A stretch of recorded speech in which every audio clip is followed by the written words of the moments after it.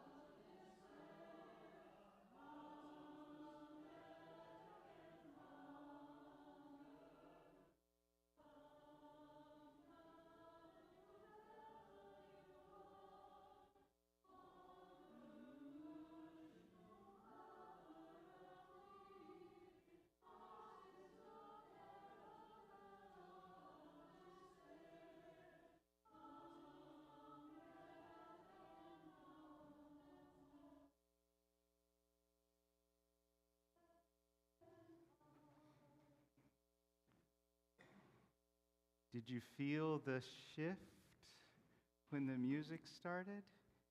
It's really strange how that happens. I was having a conversation and then the music started and something changed. I set some things aside. Maybe you did too. Maybe whatever was on your mind, whatever your voice was busy with, shifted and you set something aside. It's like we crossed a threshold and we're invited to arrive here, even after we may have been here for several minutes. We were invited to arrive and be present in this space. We bring a lot of things with us. That today we're mindful that Carol Bates passed away on Thursday morning, surrounded by family. And so we carry Carol's family and our own grief with us into this space. Eldrith McDonald has moved from the hospital into acute rehab in Avon, where 3 hours of physical therapy every day is facilitating healing and regained strength. And so Eldrith is grateful to those who visited in the hospital, and our continued support is welcomed. So a stone of care, we carry that with us across the threshold into this space. We carry love for our neighbors and community on East Monmouth Road, where multiple homes with pride flags were vandalized last night. We carry that across the threshold into this space. All of that is welcomed as a part of what we do here. And maybe we're clear about that, or maybe we need a verbal reminder that we are welcomed. So we usually appreciate hearing from someone about where we are and what we are doing here, and that we are fully welcomed in this space. So welcome to the Unitarian Universalist Congregation of Cleveland. My name is Valerie McFadden. My pronouns are she, her, and I'm a member of the Board of Trustees and your worship associate this morning. As we prepare to enter into sacred space, I invite you to silence your phones. We acknowledge that we are gathering on the original lands of the Erie and the Haudenosaunee and the Anishinaabe peoples, also known as the Three Fires Councils. We recognize the need to learn more about these complex and sometimes painful histories, to care for the land we inhabit, and to show respect to the diverse peoples and cultures who preceded us, as well as those who gather here today. Whether you are here in person or joining us online, you are welcome in this spiritual community. Unitarian Universalism is a non-creedal faith tradition, and that means we don't tell people what to believe, but we embrace a variety of ways of defining and relating to the sacred. What binds us together is covenant, a set of mutual values and promises about how we will be with one another and in the world. If you'd like to know more about our congregation or Unitarian Universalism in general, you can fill out a visitor card, and it looks like this, and it should be in the pew rack in front of you. And if you have trouble finding it, consult with your neighbors. If you place that in the offering plate later in the service, someone will reach out to answer any questions you may have and help you get connected. And if you're visiting us online today, you can go to the website, uucleveland.org, and you're welcome to reach out to us by email. We co-create sacred space by the lighting of a chalice. Our chalice lighter this week is Valerie Hura. She's the coordinator of our Youth Academy program, and they are going to be launching a new Our Whole Lives class very soon. Okay. The words to our covenant are found on this yellow sheet, so please prepare to join me in reading our covenant together. We cultivate trust with one another by celebrating differences, honoring boundaries, and offering compassion and care. We listen to each other deeply with curiosity and wonder. We speak for ourselves without need to defend ourselves or persuade each other. We create safe and brave space for healthy conflict, creativity, and fun. We reconcile through forgiving and making amends when we hurt one another. That was great, the way that she did that, introducing herself first. I should have done that. I'm the Reverend Randy Partain. My pronouns are they, them, and I am delighted to be with you in this space, whether you're here in person or joining us online. We did that thing where we light a chalice. I don't know any other faith tradition that does that. You light a chalice to define sacred space. Originally, the chalice was a symbol of safety, of refuge, and it's become a little bit more to us. We have expanded its meaning now, but maybe it's still that. Maybe it still is a way of us reminding one another that this is intended to be a space of refuge and safety, that we create that for one another. And maybe we need refuge from a lot of different things. Maybe it's not all the same thing. But we create that sense of safety and refuge in a lot of different ways. The staff notice some of the ways that people create safety and refuge. And earlier in the summer, we had this plan to give chalices to certain volunteers that we had noticed and wanted to lift up. And then some of those people were not around at the same time as me for the entire summer. So, a belated thank you to Sharon Cook. Acknowledgement from the staff with a chalice. Hopefully it will remind you of your sense of safety and refuge in this space, and also our gratitude and appreciation. We see you. We appreciate you as an office volunteer. We appreciate you showing up to Wednesday night suppers. We appreciate your presence. And so you are one of the names that the staff lifted up. Thank you.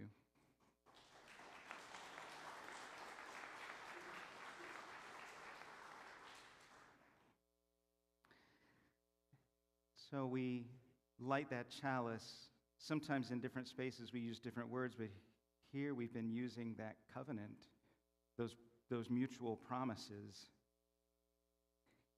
Sometimes when people create sacred space, they make a circle. They form a circle, and the circle becomes the boundaries of that safe space.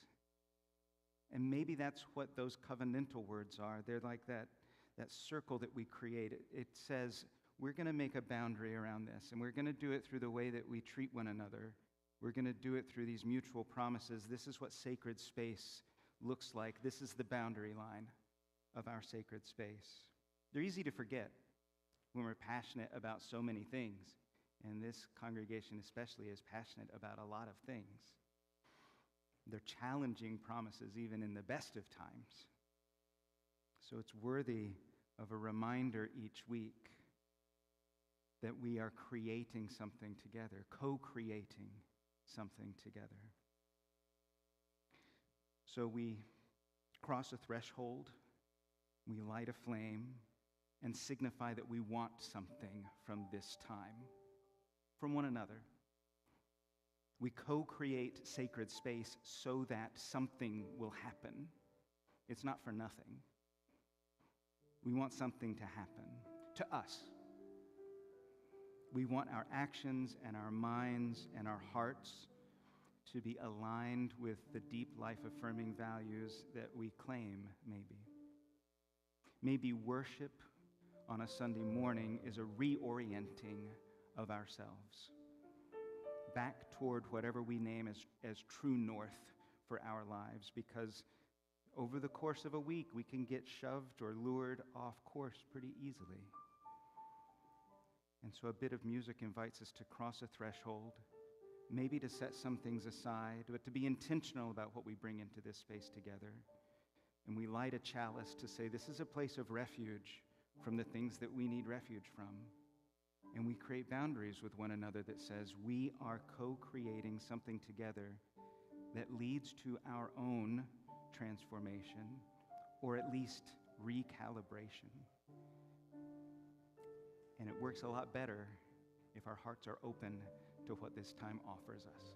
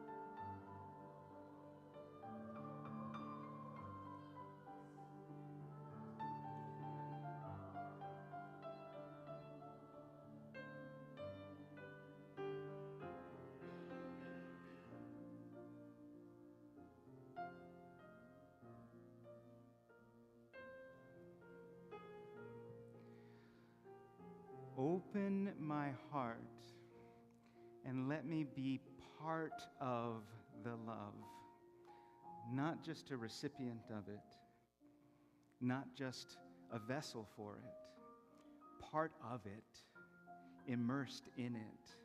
Maybe you felt that with the voices around you as we were singing. Inseparable from the whole of what love might mean. And maybe we seek that for our own lives here as well, to be part of the love that is possible, to give visceral meaning to what we claim about being part of an interdependent web, such that when you are hurting, everyone in our community hurts with you and surrounds you with such love that you become inseparable from it. And when you are rejoicing, the entire community rejoices with you and envelops you in such ebullience that your joyfulness exceeds the boundaries of your being. You become a part of it. And so, if there are things that you want us to celebrate or grieve with you and you're online today, I invite you to put those things in the comments so that we'll know and surround you, and hopefully you will feel as if you are a part of all of that as well.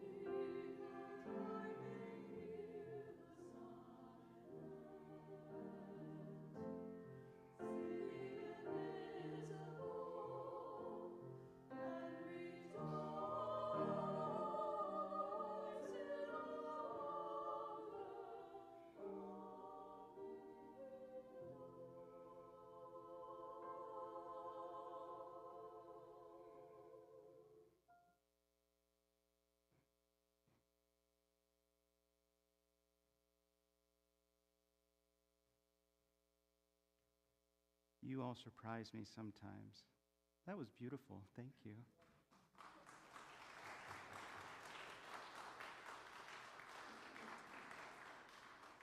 Gratitude for the lovely music. A stone for those joys or concerns that may be shared online today.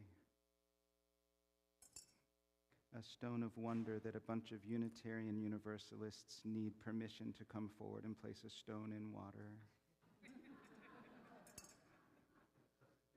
If there is a time when you want to come forward and place a stone in the water to acknowledge any joys or concerns you're carrying today, please feel free to come forward and do it. There are stones, and the water is here.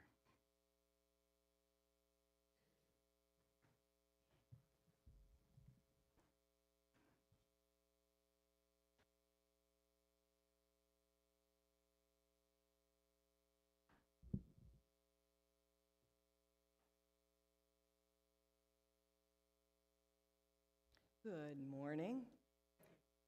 My name's Jenny Papp, and I am the Director of Lifespan Faith Development here. My pronouns are she and they. I brought something to share with you today in this basket.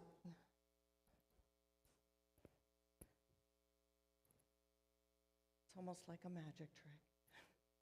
Who would like to remove the cloth? Why, thank you. You may place it back in there. It's still blue. This, right here, has a name. Its name is Mariska. But I will tell you, one of the occupational hazards of being a religious education professional is that you see chalices everywhere. Everywhere. We actually have a place online where we share the chalice of the day, and sometimes there are so many. We send them to a lovely colleague, and she posts them. So this is the chalice that I have brought from another faith organization, another congregation that I was at, to share and shed light in this congregation now. And they can be found in my office at any time. A story about a congregation and some light. So a long time ago, way across the ocean in Transylvania, then into a valley, there was, of course, mountains on either side of this valley. And there's a congregation in this village, and they longed to have a church of their own, such as you have here. A place they could gather together where they could sing, they could share, they might pray. So they decided to build one up on that mountain. It would look down over the village, and all the people were going to participate in building this church for them. So they had some stonemasons who cut some stone, great stones, and set those stones in place. They had glaziers. There's a not oft-used word, glaziers. They made tiny glass panes and put them together with lead lines and placed them in the windows. The foresters, they sawed down, they had beech trees there, and so they sawed down the beech trees, and they created enormous beams to hold the roof, and they created shingles to place on the outside to protect them from the rain. The carpenters carved some wide opening doors, lovely doors, I'm sure, like those that we have here. Then a bell was brought from a faraway land, and they put it way up in the tower, and they were going to use that bell to call people to the church. They had some weavers. Do we have any weavers? They had some weavers who wove some fine cloth to use to place on their special altars and windowsills. They had some smiths who hammered iron into large sconces all around the room. Can you imagine this now? Is everybody able to imagine what this looks like? When they were done, the painters mixed the colors. I know we have some painters here. There's fresh paint in the hallway. The painters mixed the colors, and everyone came and decorated it with flowers and lovely things to make it colorful and bright. And at the end of the day, when it was all finished, they stepped back one day, they stepped back and they admired it and they sang a song. And then a village elder came along and said, "We will eat now," because they were Unitarians and we must eat. Well, everyone was also hungry, so the elders said, "We will eat, and tonight we will come back to pray here." Everyone went down the hillside to their homes, and they ate their suppers, everyone except for one child and their parent. They had brought their supper with them, so they laid out a picnic in the grass and just sat and looked at it, admired it. After they had eaten their meal, they went back in and were looking around, and the child said, "It's so gorgeous." It was just a wonder for them. And they said, "But wait a minute, it's not finished." And their parents said, "Well, what do you mean?" "Well, you have these beautiful iron lampstands, but there's no lamps. The church is going to be dark when everyone gets here." "Oh, don't worry. Don't worry. The light of the church comes with the people. You'll see." So they rang the bell to call the people all back. The sun had set behind the mountains, and as they watched the people begin to gather, there were tiny pinpricks of light coming up from the valley, up the hillside. Every family is entrusted with a light, my child, and every family lights their own way here. Your Mappa will be bringing our lamp. So as they moved closer and closer together, they started to create one stream of light moving towards their new church. And as the families entered, they each went up, and often a child was lifted up, and they put their lantern in one of those iron lampstands. Pretty soon, the entire church was ablaze with light. Every corner was bright. All through the worship service, that child just watched those flickering lights. And when the service was over, each family once again got their lamp down and went back down and took their lamps back into their home.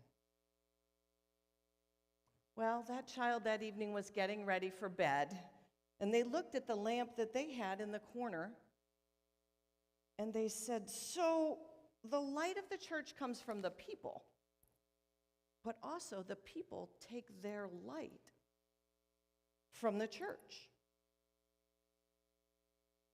And we have that light every day." Yep, their parents said, "And even when we're not in church, and even when our light may not be lit, we still carry that light of truth, the light of love, in our minds and in our hearts. And that helps show us when we're out and about the right way to be. That light will never, ever go out. But there's only one lamp in our home. So we'll make another. And the light will grow. And someday, if you have children, you can help your children make a light. And if they move away, they can take their light from here to their church where they go. Well, the years passed, and that child got that family's lamp. And when the bell rang out, they took it up to the hillside to share and to always light their way down to their gathering and back to their family. When the time came, they made those lamps with their children, and their children made more lamps with their children. And so it went for years and on and on. And always, always, that light, that flame of truth and love and justice from that Unitarian church on that hillside in Transylvania continued to grow and to show them and us the way. The way, truth, love, and justice. Thank you so much for sharing this time with me. And blessed be.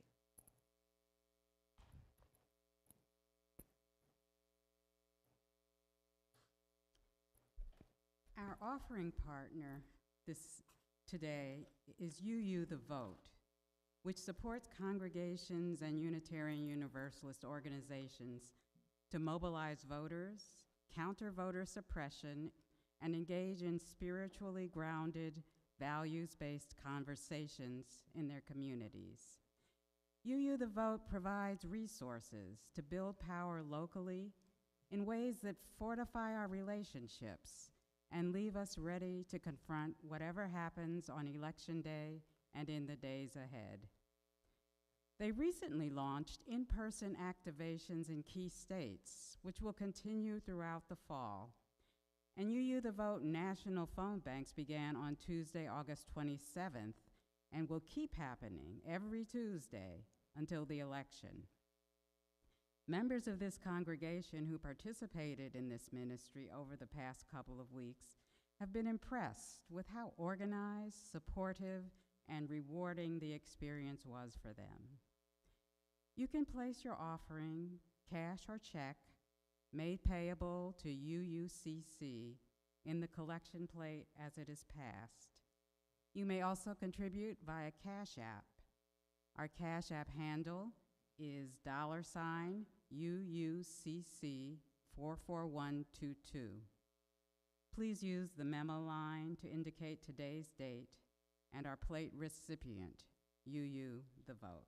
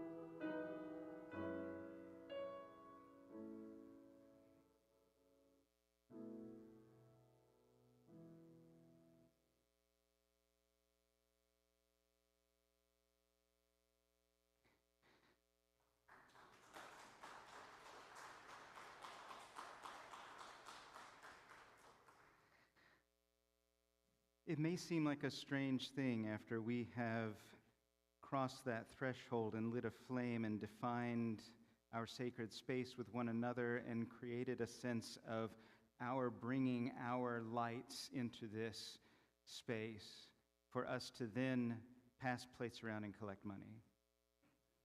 And yet, this is the moment in the service where we do the thing that we say we care about. It's the moment when our values of justice and equity take shape, when we practice generosity in a meaningful and visceral way. It's a place where we create a sense of transformation in the larger world around us. Our values, as they're stated, say that we adapt to the changing world, but we also adapt the way that we nurture wholeness so that we are actively transforming the world around us by what we do each week here. Today, it's about you the vote. Last week, it was about another organization. Next week, it will be about something else in the larger world that holds our values dear and helps transform the world around us. It's an act of grounded hope. And then we bless our offering each week with that sense of grounded hope for transformation in the world around us by acknowledging in a very theologically canny way that our care leads us to greater service and the work that we do leads us to greater love. It's like a positive feedback loop that we demonstrate here each week.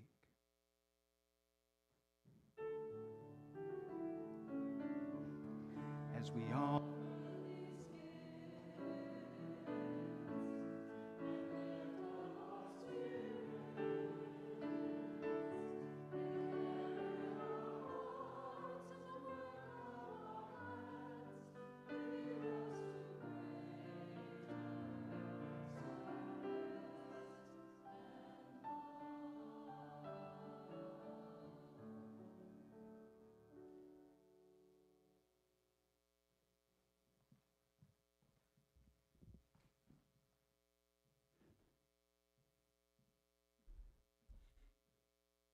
Today's meditation is an excerpt from A Love That Frees by Reverend Dr. Sophia Betancourt. There is a love that sets us free, not free as in having the power to do whatever we want, but free as in not weighted down or bound by the patterns of hatred and control that get passed from generation to generation. Free as in restless, called to solidarity wherever we witness injustice. Free as in knowing without a doubt that we are worthy and that it is ours to invite others into that same wisdom for themselves. Free to imagine a world where children are never in harm's way, where the violence and desperation of generations has served instead as a site of sacred repair, interrupting the cycles of war and dehumanization.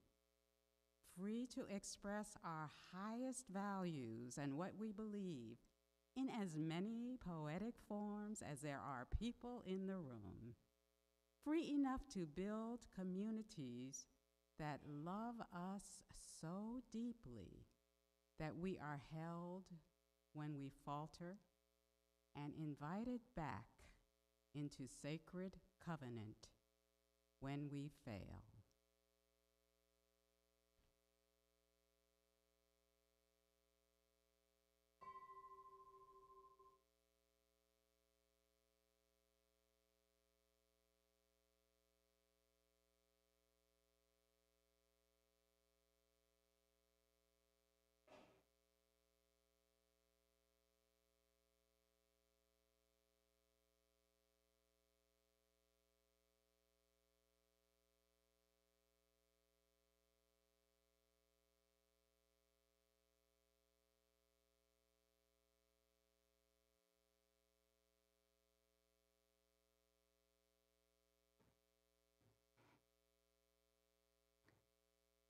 And maybe this is the point where I apologize if it is your first time with us, joining us for a service that we kind of took the guardrails off.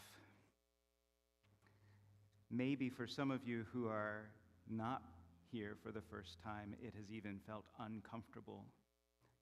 Maybe there's been a sense that you don't quite know what's happening next, a lack of certainty.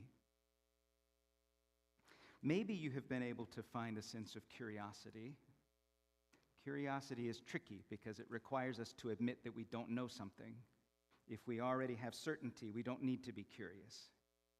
But curiosity invites us to admit that there is something we do not yet know, which could be a bit uncomfortable for us as human beings, and maybe more so for Unitarian Universalists.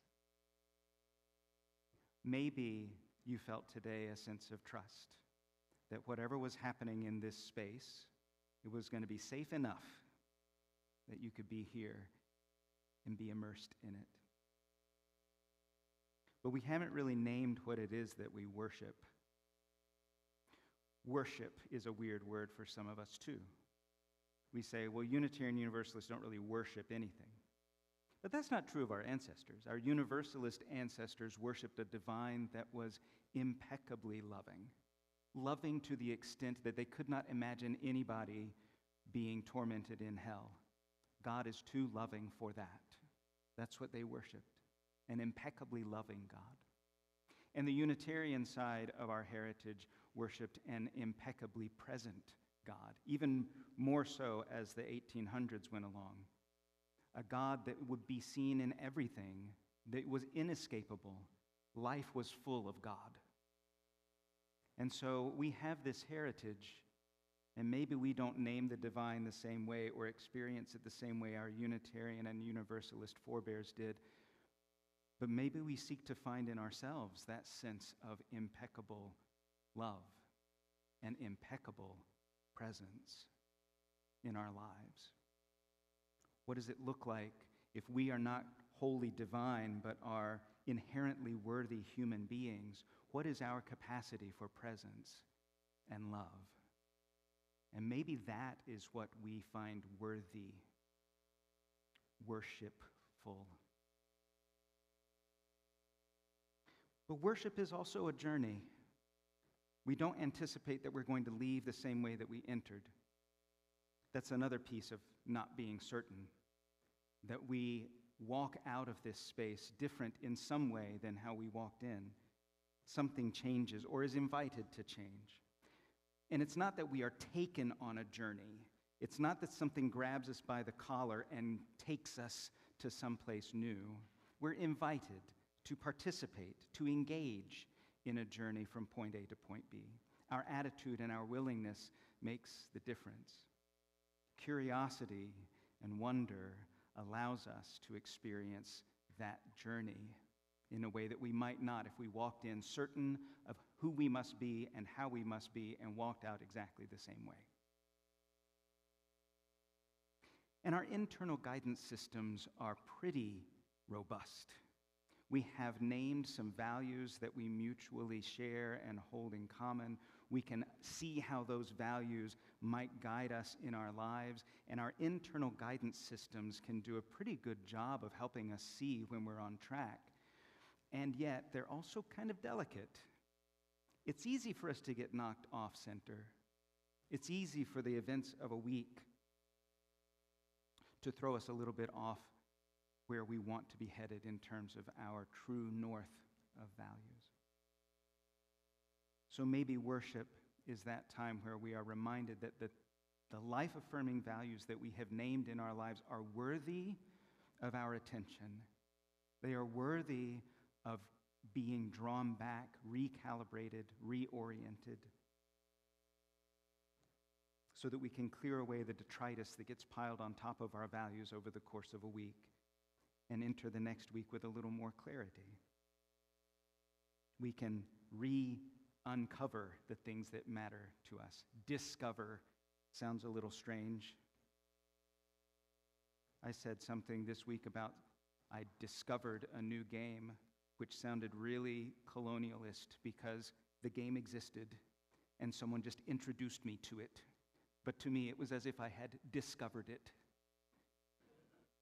But maybe here we do discover something about our values that we had not really known as deeply before, as guides for our decisions and behavior. There are a lot of times when we talk about the etiquette in worship. We worry about how much noise certain populations might make. We worry about when we're supposed to move from one place to another. We worry about what the appropriate dress is for worship space.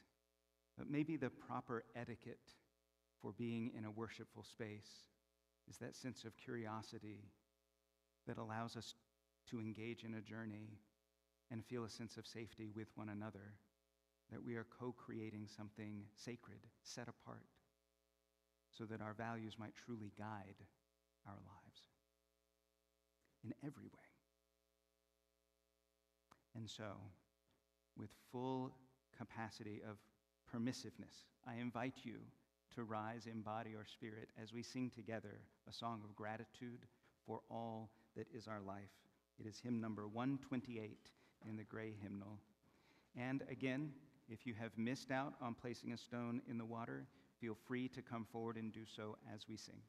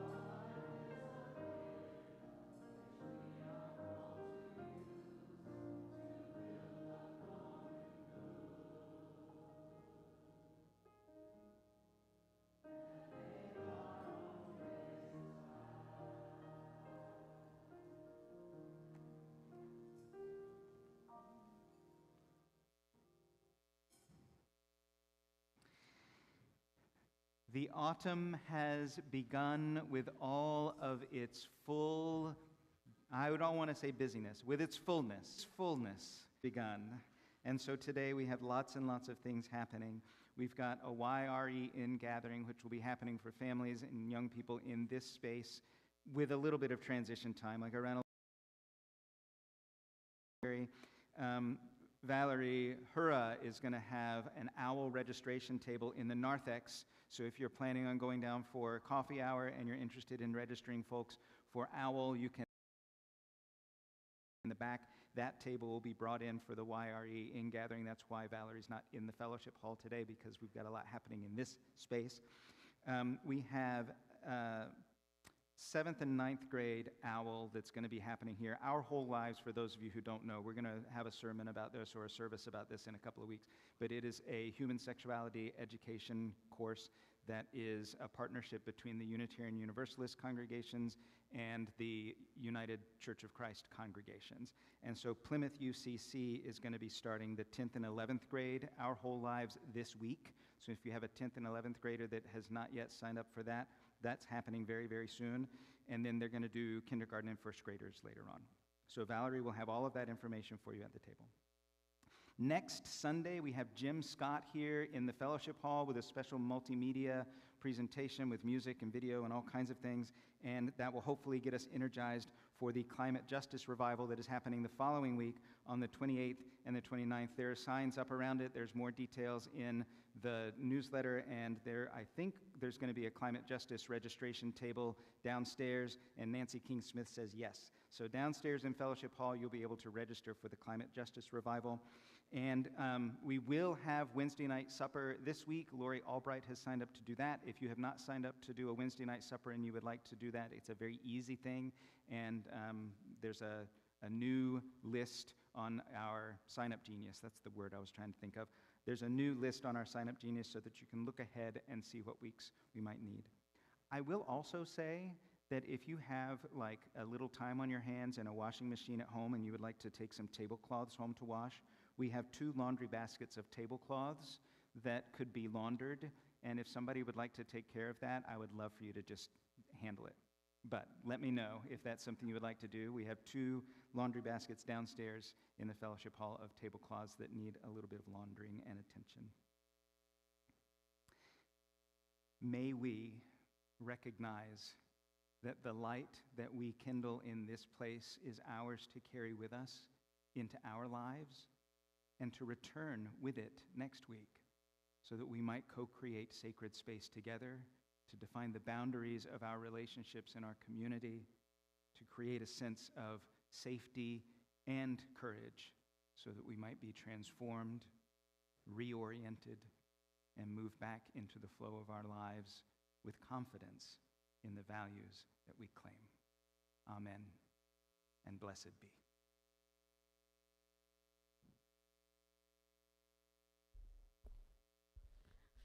I invite you to read with me the words for extinguishing the chalice found on the yellow card in your pew rack. We extinguish this flame, but not the light of truth, the warmth of community, or the fire of commitment. These we carry in our hearts until we are together again.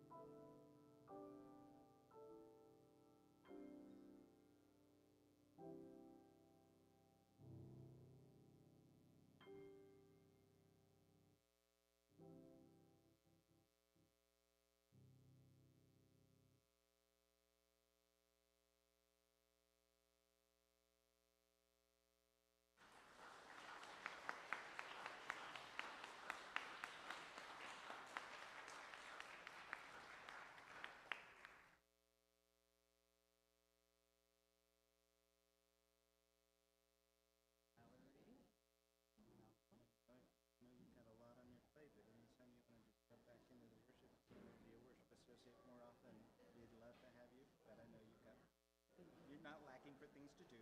Yeah, maybe after I'm off the board for a year or so. Okay, great.